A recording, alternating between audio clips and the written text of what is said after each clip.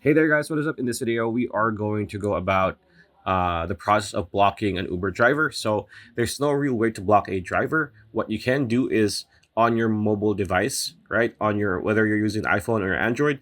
For Android, it's pretty much the same thing. So you're going to see your main menu on the bottom of your screen. There, you're going to see home, services, activity, and account.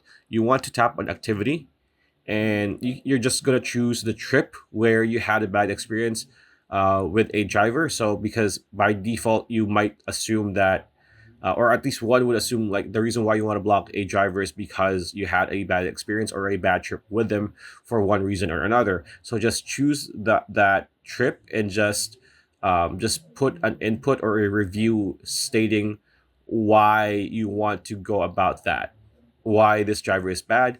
And then if you want to go above and beyond when it comes to that, you might want to get in touch with your local Uber company or your local support and report the driver and tell the people in Uber support, say, hey, this driver is reckless, or they smell bad, or they're very vulgar, whatever the reason what made your trip bad.